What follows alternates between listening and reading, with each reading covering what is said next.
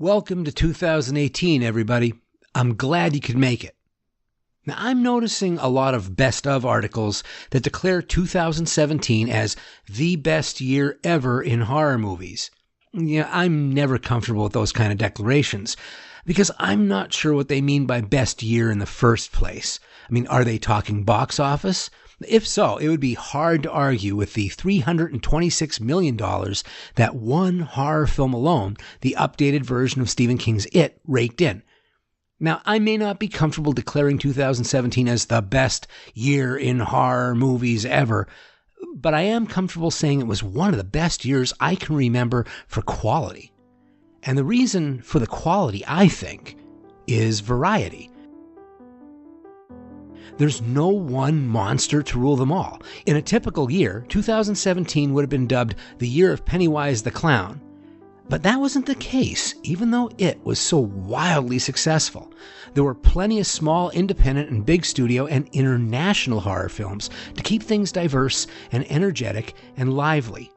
And it was a year where there were so many first-time directors who made amazing films that I'm hopeful that this may be the start of a new horror era. This year, horror showed its hardcore side, and its poetic side, and its allegorical side, and its ability to confront social issues like no other genre can. In essence, there was something out there to make everybody uncomfortable, and to me, that's a really good year. There may not have been one dominant monster this year, but there was a dominant style. 2017 was the year of dread, the slow burn, and a keen attention to mood and atmosphere and suspense made us hold our breath while we waited for the other shoe to drop.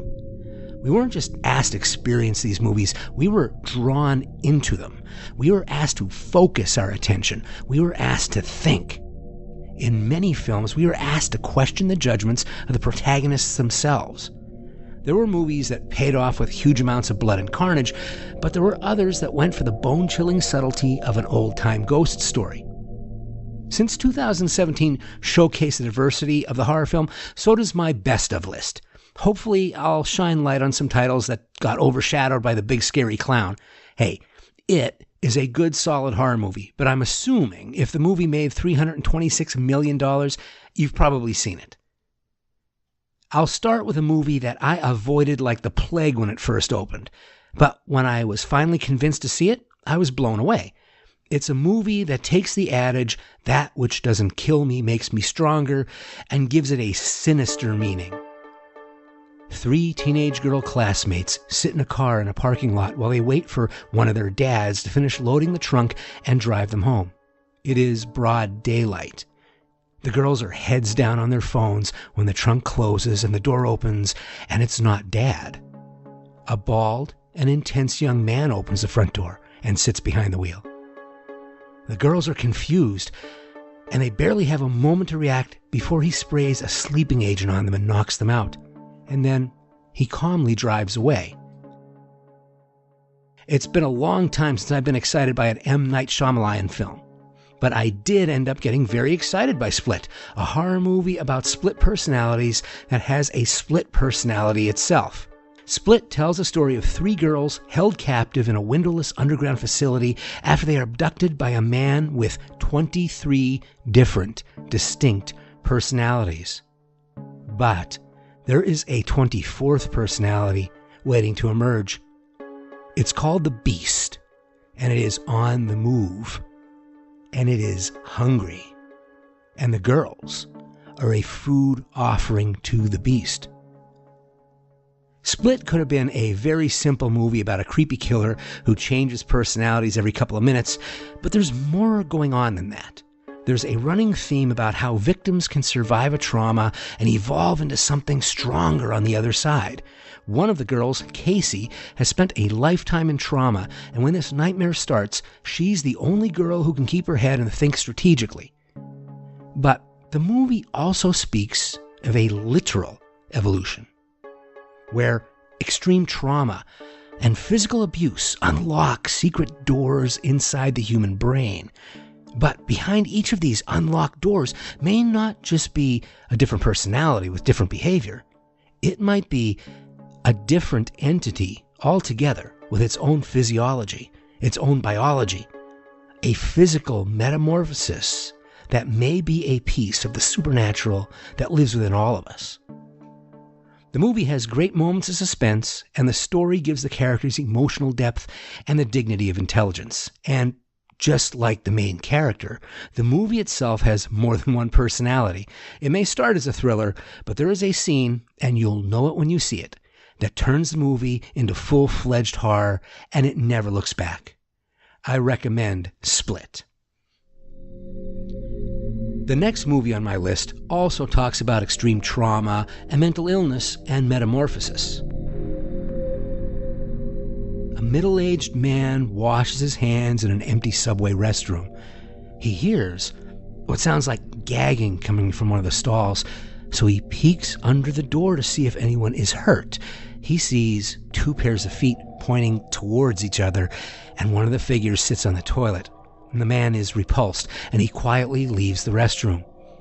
But inside the stall, we see that the man on the toilet has had his throat slashed, and there is a young schoolboy drinking from the wound.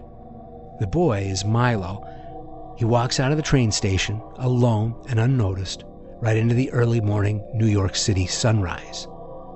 Michael O'Shea's debut film, The Transfiguration, refuses to answer whether Milo is a serial killer or a real vampire. It also brazenly acknowledges every vampire film it borrows from by having Milo watch them on his computer and comment on whether they feel realistic or not. And what that does is that demystifies both vampire lore and the formality of film and watching a film. And it makes The Transfiguration feel less like a movie and more like something that's actually happening. The Transfiguration owes as much to Roberto Rossellini's Rome Open City as it does to movies like Martin and Let the Right One In. Like Open City, the natural lighting and the handheld camera gives us an urgent sense of a town under occupation and the desperation just below the quiet, desolate surface.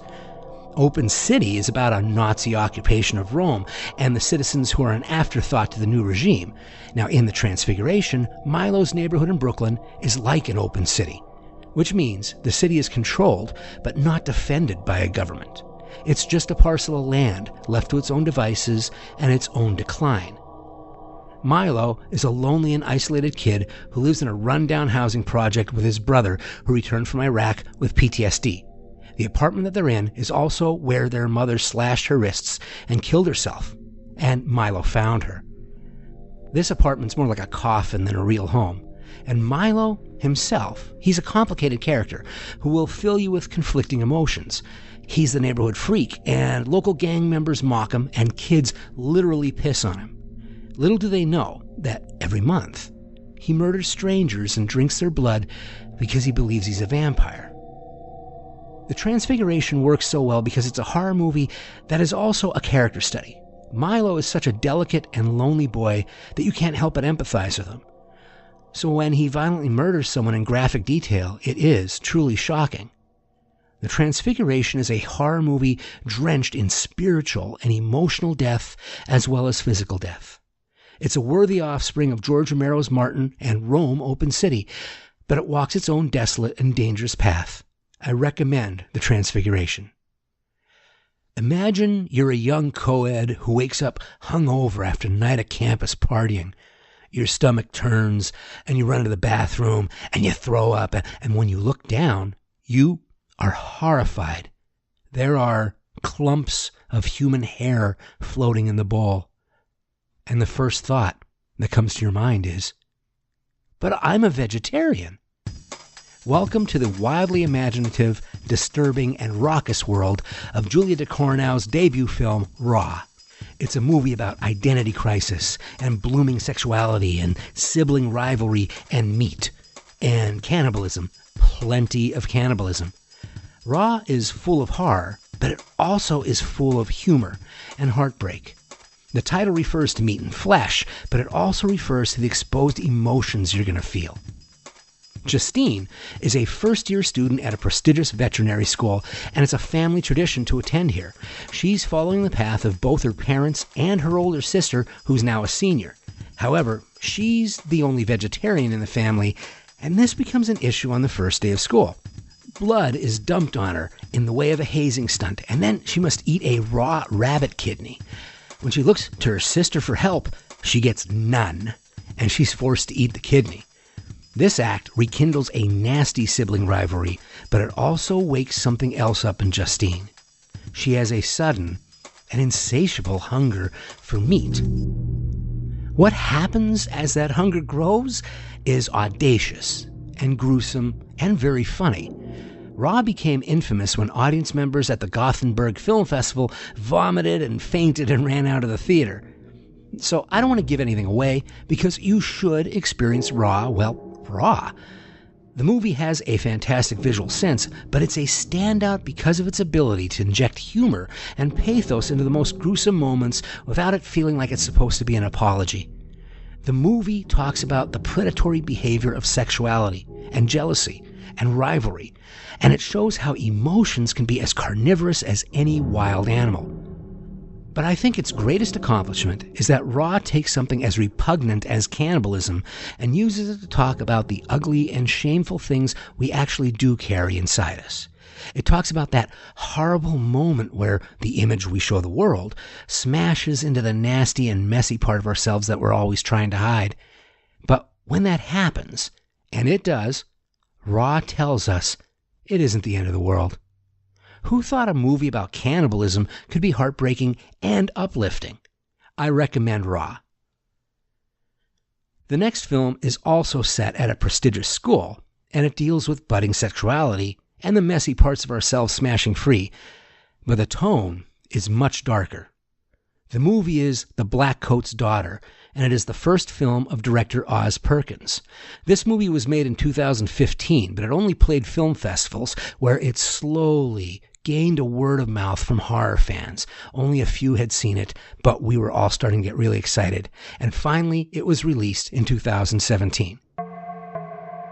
It's winter break at an esteemed Catholic boarding school for girls, and a line of parents arrive in their cars to pick up their kids. However, the parents of two girls, Kat and Rose, do not show up. Kat is a hypersensitive freshman who had a dream that her parents were in a fatal car crash, so she's upset that her parents haven't shown. Rose, on the other hand, told her parents the wrong pickup date so she could delay telling them that she's pregnant. The nuns tell the girls not to worry and that they'll keep calling the parents from their residence. But for tonight, they ask Rose to watch the younger girl as the building is going to be empty. Rose has other plans, and she decides to skip out with her boyfriend. When Kat argues with her about that, Rose decides to freak out the younger girl before she abandons her. Rose tells Kat a legend about the school, that the nuns worship the devil, and they have an altar in the boiler room, and malevolent forces roam the halls. That night, while Kat sits alone in her room, a payphone down the hall starts to ring, and ring, and ring. Now we intercut between this story and the story of another girl named Joan, who's a troubled drifter. She gets a ride from an older couple because the husband felt pity for her, and because she reminds him of someone, and because it's snowing. Tension builds in the car as half-truths are told and suspicious motives start to be revealed.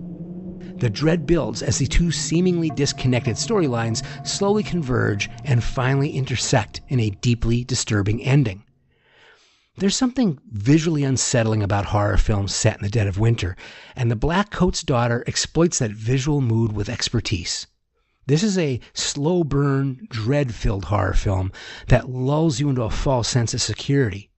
Clues are set up so expertly that you'll want to watch the movie again just to see how tight the setup for the finale is and how easily you were deceived. As soon as you think you know what kind of movie you're watching, Oz Perkins takes you places you never saw coming, and the effect is jaw-dropping.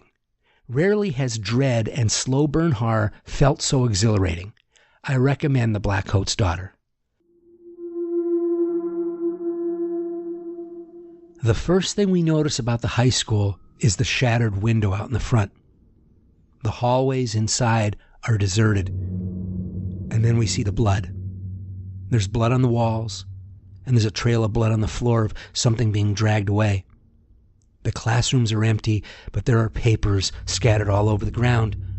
and our hearts sink. There is a massive shape on the floor in one classroom, and then we see it's a dying elk. The animal must have accidentally smashed through the window and then raced through the school, bloodied, wounded, panicked. The beast is now dying, and the police officers have no choice but to put it out of its misery right there in the classroom. While one student looks on, a policeman stomps on its head to crush it. And that's how the movie Super Dark Times opens, directed by another first-time filmmaker, Kevin Phillips. Super Dark Times is part coming of age, part psycho film, and part River's Edge, and it quickly lives up to its name. The story takes place in upstate New York in the 1990s, around Christmas time. Zach and Josh are two lifelong friends, and they are awkward teens who hang out with a few more awkward teens. The movie allows these kids to come off as bored and curious and aimless without making that seem tragic, and that authenticity makes what happens to them that much more horrible. What happens is that the group is involved in the accidental and quite gruesome death of one of their own, and then their attempts to keep it a secret. Now, at this point, the movie could be a tragic drama or a social commentary, and it is to some extent. But Super Dark Times steps over the police line and enters real horror territory. The movie asks a disturbing question, and that is, can circumstance turn someone into a psychopath? In the movie, paranoia and grief affects everyone in the group. But what if that extreme stress flipped a switch and let out a monster that was dormant inside one of them? A monster that might have stayed dormant forever if this tragedy never happened. And how long would it take you to believe that someone who you love and you know so well has become someone who is deadly to anyone that gets near them? The subtle choices the film makes that lay the groundwork for that question are worth a second viewing. And you may be surprised at just how super dark this movie really is. I recommend Super Dark Times. I said this was a year of diversity, and there was room for monsters and demons too, and here we go. See, I'm a monster kid, so I've always had a fondness for monster movies. I love the scary ones, but I do have a soft spot for the tragic ones, like King Kong and the Frankenstein monster. And thankfully for us, one of the greatest modern poets of horror feels that way too. Guillermo del Toro's The Shape of Water tells the story of Eliza, a mute janitor at a high-security Cold War facility who stumbles upon a top-secret experiment. The experiment is a terrestrial alien, a fish-like humanoid creature that was captured in a river in South America. The locals called it a god of the river, and now the Cold War government of 1962 wants to see if they can make a weapon out of a god. And if they can't, they'll just trash the abomination and move on. But Eliza has made a connection with this beast, and she fights to save him from death. And in the process of saving the amphibian man, she falls in love with him. I have a hard time articulating how I feel about Guillermo del Toro's The Shape of Water. It's like trying to describe a literal shape to something like water, or trying to calculate the weight of smoke. What is the shape and the weight of love, of connection, and of understanding? There may be a scientific method that can define these things, but you would lose all the poetry. And to remove the poetry would be to kill it. And quite honestly, when I first saw The Shape of Water, my scientific method, my understanding of film and story structure, nearly killed the movie for me. Del Toro made a monster that is a gorgeous object of art, but he made it a passive character who must have everyone else do everything for him. And that's a storytelling no-no, because that passivity makes it hard to buy the love story, because all there is to fall in love with, or to risk death for, is otherworldly beauty. And there's just too many subplots, and they kill the urgency of the central love story. Yeah, I know there's poetry, but what about the structure? And then I realized something important. It dawned on me. that I was doing what the Cold War scientists were doing in the movie. I was slowly killing something unique and weird and lovely by examining it to death. And when this unique and weird and lovely thing didn't fit into the traditional storytelling box I deemed correct, I was disappointed. As if Guillermo del Toro suddenly forgot everything they teach in Screenwriting 101. He didn't, of course. He just wasn't telling a girl meets fishman great escape story. Because The Shape of Water is a very sincere love letter to the outsider and the ridiculed. It's about how true communication, true connection goes beyond words. In fact, words and definitions get in the way, and conventions can imprison you. Words hide all the lies in this movie, and those lies support an institution that can only thrive if everyone is afraid to be defined as an outsider. The movie says that breaking free from the stigma and allowing the world to see your true self is dangerous, but when you do, you become something more powerful. Because water takes a shape of whatever container you put it in. But all you need to do is tip the container over to realize that the shape you forced upon the water was just an illusion. I recommend The Shape of Water. Have you ever been out in the woods alone and suddenly you see someone else on the same trail walking towards you, and you feel a moment of anxiety as they approach, so you raise your hand and wave. And they wave back, and now you both feel better, even though nothing has changed. You may not know, but you are repeating a gesture that knights in the 18th century would perform to show that they come in peace and that they conceal no weapons. In other words, they do not pose a threat. And that means that there was a time when life was so dangerous and news was so scarce that if you saw another human being, you had no idea if you were about to die at their hand. You could not trust anyone except family. In director Trey Edward Schultz's It Comes at Night, the world has returned to the 18th century. We are thrust deep in the woods somewhere in America where it is as quiet as a tomb. And in the woods stands one solitary house with one solitary family living inside it. A family that carries shotguns and wears gas masks and only goes outside during the day. And they stay quiet, and they board the windows, and they cover any traces that they even exist. On this day, the family rolls the grandfather out of the house in a wheelbarrow.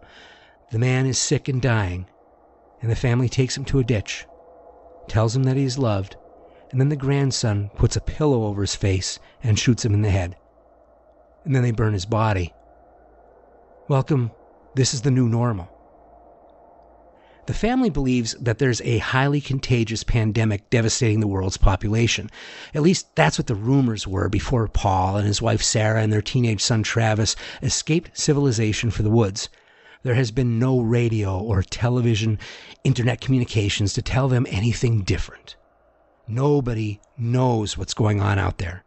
So Paul is determined to keep whatever is out there from getting inside.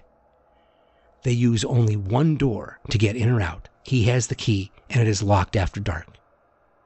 And then someone tries to break in. This lone assailant is tied to a tree, and he swears that he thought the house was abandoned and that he's just a family man trying to find shelter for his wife and his child. His family is hidden a few miles away, and he begs Paul to bring them back to the house. Now Paul has a moral and tactical dilemma. If he kills the man, and this man is who he says he is, he's doomed the man's family. If the man is a scout for a gang, they will come looking for him if he doesn't return. But if he lets him live, his own family will be exposed to a new risk. What would you do? It Comes at Night is a film where everyone is the hero, everyone is the victim, and everyone is the monster, because everyone just wants to survive. It's a nightmare scenario, and the film looks and feels like a waking nightmare, full of dark shadows and creepy sounds. But the most powerful sense of dread that permeates the film comes from us, the viewers, as we struggle with the idea that the safest position to take is that of the monster. I recommend It Comes at Night. Another film that revolves around the same moral dilemma is director Greg McLean's The Belko Experiment, which replaces the biological family with the corporate family. The movie takes place at the remote corporate office building for Belko Industries in Bogota, Colombia. Belko obviously deals in rough business because the company has its own private security team and they microchip the employees in case they get kidnapped. Seems to happen a lot in Bogota. The 80 employees may have agreed to microchips and a draconian non-disclosure agreement, but they did not sign up for what happens on this day. Metal shades slam down and cover the doors and windows, and they are trapped inside. And then a strange voice comes over the loudspeaker and updates the company policy. The employees need to murder 2 of their co-workers within 30 minutes, or more of them will be randomly murdered. And this is just the first of the demands in store for the employees in this horror satire. The Belko Experiment owes a lot to the legendary Battle Royale, where students need to murder their classmates and only one will be allowed to survive. This movie does not shy away from gore and carnage either, and it is gleefully politically incorrect. But the Belko Experiment also makes a biting commentary on what we're willing to give away of ourselves to our employers, and how the employers always ask for more. It also sets up an interesting moral dilemma. If refusing a demand to murder a few people results in the murders of many more people, what is the right answer? I recommend the Belko Experiment for its balls to not edit the gore nor the nihilism.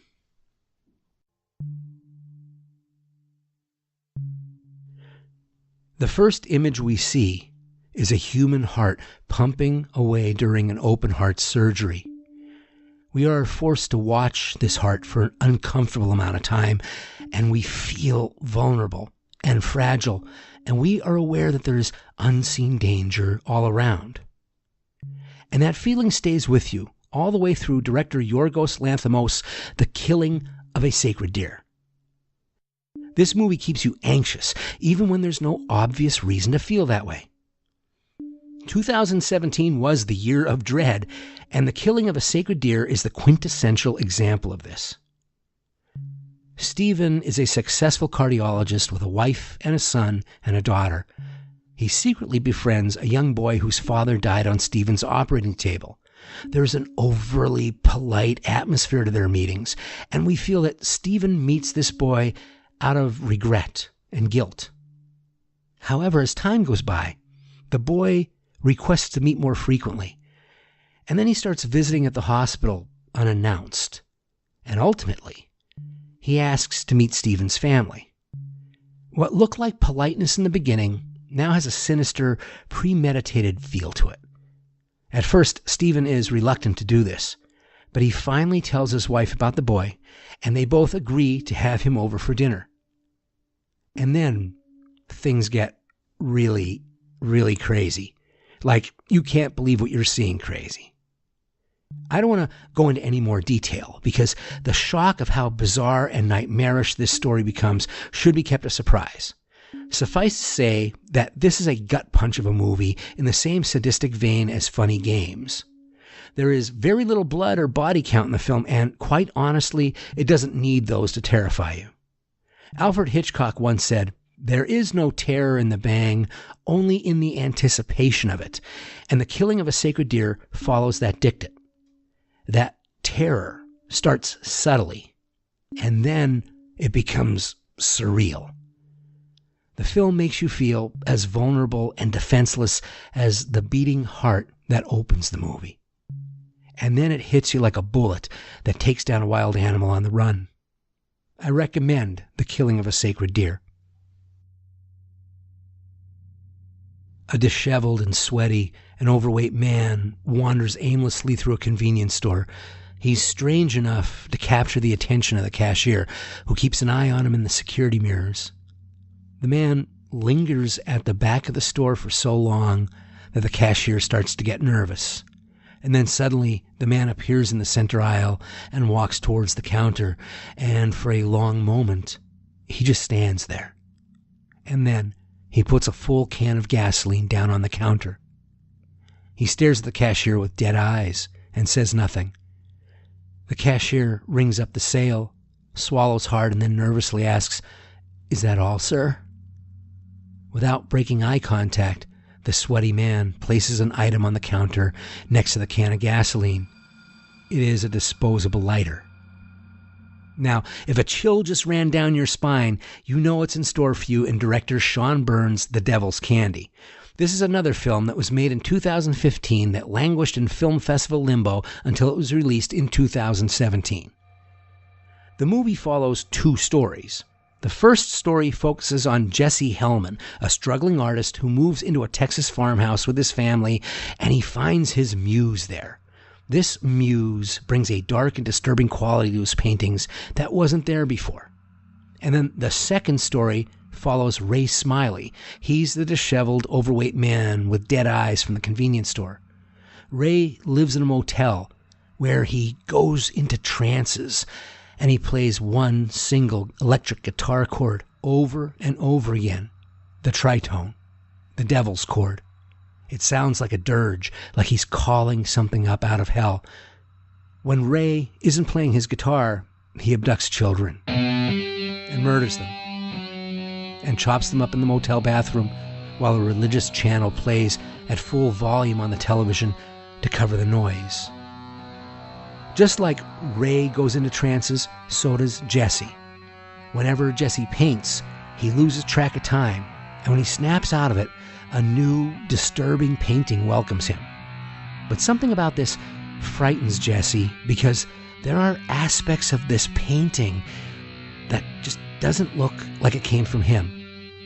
And whatever it is that is there to guide his hand while Jesse paints, it also whispers to him at night, right when he's falling asleep. But it doesn't just whisper to Jesse. It whispers to Ray Smiley, too. And it tells Ray to pay Jesse a visit. The Devil's Candy weaves heavy metal and painting and madness and serial killers to suggest that the devil gets his due in every obsessive human endeavor. Is evil a constant presence in our environment, invisible like oxygen, floating in and out of everything, just looking for those susceptible to it? Is the creative muse a demonic possession by a different name? Is a serial killer merely answering the call of his deadly muse? What if art and murder were both rituals that praised the same beast? The look and mood of The Devil's Candy reflects the darkness of those questions. There are a few scenes in this film that have a genuine sense of evil to them. And this movie may have the most intense horror sequence of any film this year. You'll know it when you see it. I recommend The Devil's Candy. And now I want to talk about the movie that was the main reason that 2017 wasn't crowned the year of Pennywise. I was at a function recently where someone had heard that I had a podcast that talked about horror films, and he asked me if I talked about this particular film. I mentioned that I had championed it as one of a group of excellent new horror films that were made in the last 3 years. He looked at me and said, without missing a beat, "It deserves more than that. That movie is this generation's Night of the Living Dead." And you know what? He's right. So let me get right down to it. The best horror movie of 2017, easily the most groundbreaking horror film in recent memory, is first-time director Jordan Peele's Get Out. Some people in the horror community underestimate this film, and it might be the curse of making something that's hard to do, like mixing horror and comedy, look really easy. Or it might be that the subject matter makes them really uncomfortable. But Get Out is exactly what I ask of horror movies, what I optimistically hope for every time I step into a movie theater. It delivers all the things that I say elevate the horror film as one of the most beautiful and diverse art forms we have. The movie is rich in allegory and metaphor, and it uses horror to comment on tough subjects without the bitter aftertaste. Get Out showed me the world from a different perspective than I'm used to, and that gave me the precious gift of surprise. And I go to horror movies because I want to be surprised. Get Out also gave me a safe place to confront my monsters, even the ones that I pretend aren't there. Confronting those uncomfortable monsters takes me out of my comfort zone. which is where all the good stuff happens. From the very beginning of the film, we are invited into that shift of perspective as we see a very quiet, clean, well-lit suburban neighborhood at night. Andre, a young black man, nervously walks down the sidewalk alone. He's lost in suburbia, and he talks to a friend on the phone to get directions. These normally peaceful surroundings suddenly feel threatening and unknown just by the way Andre reacts to being there. And then the quiet of the street is broken as a car slowly rolls past him. Andre doesn't look at the car, but he's clocking it while trying to act like nothing's happening. He just keeps walking, but he's calculating what his next move might be. Then we see the car make a U-turn and drive towards him. The car slows down and follows right next to him, and Andre still won't look at it. Instead, he turns on his heels and crosses the street with his eyes fixed on his phone. He doesn't get halfway across the street before a man with a helmet over his face puts him in a chokehold and starts dragging him towards the idling car. Andre shouts a few times before he passes out, and quiet returns to the street. The man tosses Andre in the car's trunk, and then he drives off. The nightmare inside of this scene is simultaneously a universal one and a very specific experience. We all fear being stalked and attacked when we're alone, but Andre's response tells us that this is a scenario that he's dealt with before. He's used to being singled out on quiet streets and mentally preparing for the next shoe to drop, but he is still helpless when the normal level of intimidation turns into his worst fear. And even though he screams for help, no one comes. No help comes. Not even a porch light comes on in this picture-perfect suburban neighborhood. It's as if he never happened at all, and nobody would notice that he was missing. And that's the first of many times that Jordan Peele invites me into an anxiety I don't live with daily by putting me into the shoes of someone who does. The framework to Get Out is simple. Chris Washington, a black man, travels with Rose Armitage, his white girlfriend, to visit her parents at the family estate in the country. Now, Chris is used to the city, and going to the country and possibly being the only black person out there has him understandably nervous. Especially since Rose admits she hasn't told her parents that Chris is black. Rose explains that her parents are very progressive, and even though they will probably say stupid, embarrassing things, her parents aren't racist. It's worth noting that these facts don't make Chris relax at all. When Chris meets Rose's parents, they're just as advertised. Dad is a neurosurgeon and mom is a psychotherapist and a hypnotherapist, and they are cloyingly supportive and uncomfortably personable. They also live on a vast estate in a private community of like-minded people, and they also have a black groundskeeper and housekeeper who they refer to as family. Chris is polite and guarded around Rose's family, but he gets more anxious when he hears the house will be packed with family friends, fellow progressives, for an annual picnic.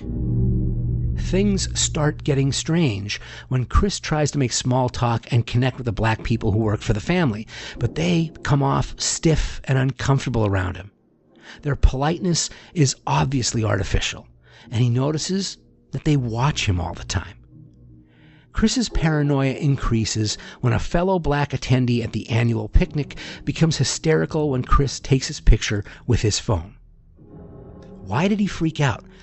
And why does he look so familiar to Chris, even though they just met? And did Chris dream that Rose's mother hypnotized him into paralysis, or did it really happen? Why is the door to the basement always kept locked? What's in the box that Rose hides in her closet? I don't want to say too much because the joy of this film is the surprise of where the movie goes and how Jordan Peele decides to tell it. He creates a horror film that tackles cultural appropriation, the fallacy of a post-racial America, the shadow of slavery, and the harm inflicted on minorities by liberal arrogance. And that last one is where the comparisons with Night of the Living Dead is so perfect. Romero revolutionized the zombie and had them stand in for revolution. Peele revolutionizes what a racist looks like in the 21st century and uses it as a wake-up call. We're so used to seeing the obvious, hate-filled caricature of racists in films that when Get Out introduces the rich and well-meaning progressive into the mix, it's a jolt. Get Out comments on how arrogance, hubris, success, and complacency has turned former allies who fought against racism into a devious part of the problem. The true horror is in being marginalized, being put into a sunken place to be ignored by the very people who are supposed to be on your side. And I think that's also why this film is being embraced by this generation, because they can see the problem and they are directly affected by it. Just like how Romero's generation saw the problem and embraced his little Pittsburgh zombie film. Now this kind of thing can make older generation guys like me uncomfortable, but that's what makes it a wake-up call. And this is what horror is supposed to do. Pick at the scabs, but do it in a way that still entertains. And even though Get Out captured the national anxiety around race, it is an entertainment first. Get Out uses horror and humor to create scenes with universal experiences that also give you a glimpse into a very specific perspective on them. Jordan Peele is a serious student of horror, and Get Out is the best horror movie of 2017. And yet, that's not all of the excellent horror movies of 2017. Director Liam Gavin's A Dark Song is a fantastic movie about a woman who hires an occultist to perform a ritual to contact her murdered son. It's a 6-month ritual where the two of them will bring themselves close to death to attract the dead, and it turns grief and revenge and addiction into rituals. It is at times terrifying and at times life-affirming. I recommend A Dark Song. And if you're looking for a gonzo, blood-splattered, head-trip, killer cult, killer monster movie that defies its microscopic budget with wild imagination, there's The Void. Co-directors Jeremy Gillespie and Stephen Kostanski pay homage to 80s horror films using practical effects, but the doomsday atmosphere is the special effect that makes it a great horror film. I recommend The Void. I also found Cole McCarthy's The Girl with All the Gifts to be a thought-provoking and a clever take on the tired zombie apocalypse story. By taking the real-life zombie fungus and having it jump species into man, we get a horror movie that comments on human identity and behavior and compassion. It also has one hell of an ending. I recommend The Girl with All the Gifts. If you're looking for a subtle and quiet ghost story, I recommend Personal Shopper, another movie that shows the diverse styles that horror films offer viewers. It's the story of a woman who is a figurative ghost in her own life, who is determined to contact her brother, who is a literal ghost. Of course, you never know what other ghosts might be out there listening into this stuff. There's a creepy use of modern devices for a seance that turns contact from the other side into stalking. I recommend Personal Shopper. And I'll end with the best adaptation of a Stephen King novel in 2017. Director Mike Flanagan's lean, mean, and intense Gerald's Game reminds us that great horror can come from a simple story told with imagination. Stephen King's best stories limit his grand scope to focusing on the complexities of his characters, and this tale of trauma and abuse and healing is remarkable. It's a horror movie, and it's a beautiful song for those who journey from victim to survivor and come out on the other side stronger than they ever imagined. I recommend Gerald's Game. And there you have it, my list of the films that I felt showed the diversity and imagination and flexibility that makes the horror genre such a beautiful art form. Show me another genre that was that flexible this year. And I'm looking forward to where the next generation of filmmakers can take horror. If 2017 is any indication, we horror fans are in good hands, and we are in for a hell of a treat.